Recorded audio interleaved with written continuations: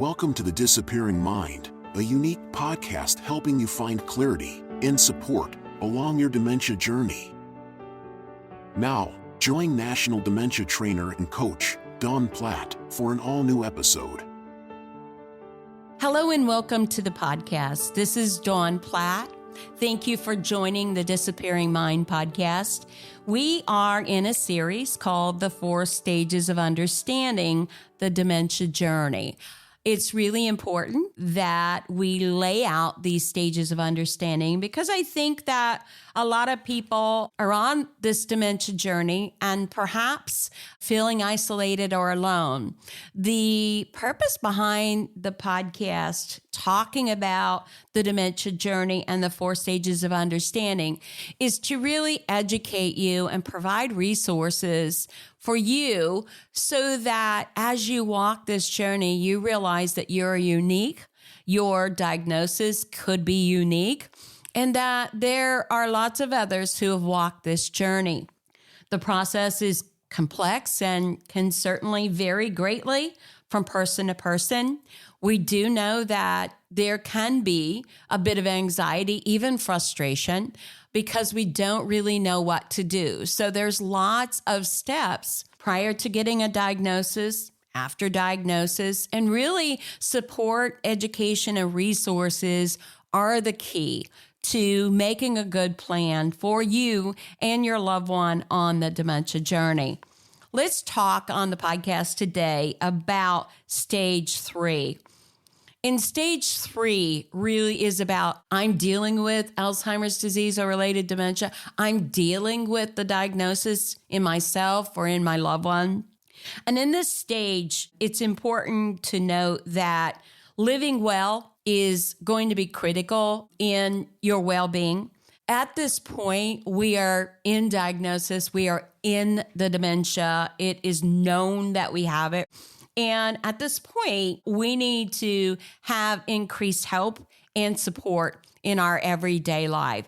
This is often a point where perhaps the adult child or even the spouse is really in a place where they do not know where to turn. There is some guilt that can be involved if we have promised that we will care for the person and we try and care for the person, and then we realize that we are ill-equipped and we cannot do it on our own. Perhaps we have no idea how to support the person with dementia. I'm dealing with stage is really the stage where I coach the most because there's so many emotions tied in and around this stage. The person has progressed. The person needs assistance with activities of daily living. The person needs assistance at this point. This individual should not be driving, probably has not been driving, probably is not bathing and taking as good a care of themselves. It's apparent. They look tattered if unassisted. They may not eat well. They certainly aren't paying bills at this stage. And so there are a number of factors that are coming in that perhaps you as an adult child were not aware of. Even a spouse who has not been involved in the business side of running the family or the household or your family business is going to figure out that things are not being paid. Things are not in order. Insurance policies are expiring. All of these things happen because this person now needs more care and more support. And what do? Many times families try and do this. They try and divide this up if there happens to be family support. Let's talk about this stage, stage 3, living well. What does that mean? We have the disease, we have a diagnosis, we are starting to see the results of the loss of memory, the cognitive decline. This person is not able to function as independently as they used to. There are other factors that have come into play, and the first factor really revolves around safety. Certainly safety with driving. Driving at this point, we need to have had a driving eval. We need to have talked with the individual, sought out the doctor, and taken away the keys to the car. That in itself, I've done a separate podcast on, can be very difficult. But let's just talk about safety in the home. This is the point where the person may leave the stove on, not be able to regulate the temperature in the home. They are prone to falling, leaving doors open. There's just a number of things. Safety in the home is an issue at this stage and something that you do have to look at. Also, nutrition. This is the stage that we notice that people aren't eating right or eating well. Oftentimes you'll find groceries or meals in the refrigerator that are uncovered or untouched. Nutrition becomes critical, making sure that this person has good hydration, that they're getting regular meals to be able to stay well or living well as possible. Staying positive and active. This is the point where the person, if they live alone, is probably going to decline social activities, or they're going to get lost. If they were a golfer or part of an organization, they're going to withdraw because they can no longer navigate either the journey to and from somewhere or navigate relationships. So we're going to really need to intervene and make sure that this person is not socially isolating. Activities, this person will probably not be as active in family activities or other activities. They may not even be functioning day to day in their own homes. So generally, when a child discovers this, they will find that mail has piled up, newspapers have piled up, the refrigerator is full with food that's outdated. There are just a number of things in disarray within the home. In this stage, we really need to look after the person's well-being. Again, planning now and in the future is part of this third stage. This is very important that you have defined and that you have chosen your healthcare team. Having a good physician, having social services or home health or a visiting nurse, this is really at that point where you're going to need those outside resources for the individual. This is the point where you may want to look at adult daycare or even consider early intervention into memory care for the benefit of the individual who's probably isolated at home. There are many resources available, including the podcast on what to look for in a memory care community. It's not too early to look at our guide on what to look for in choosing a memory care community. Remember, having resources available does not mean that you need to tap into them, but you want to know what the options are in case this person needs it quicker than not. We do not know the rate of which this person will decline, and you really need to know what your resources are. How to determine types of care needed and living options. This is really important. I have talked about being part of a support group, but this is where your healthcare provider is really going to be able to advise you on what the needs are for this individual.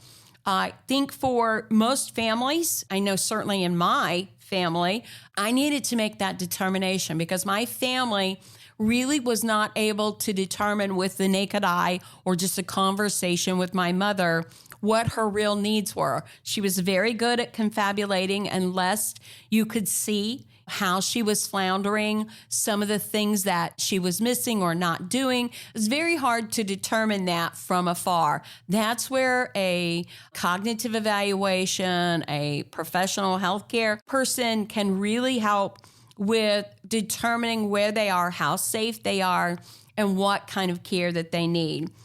Let's talk a little bit about daily living strategies.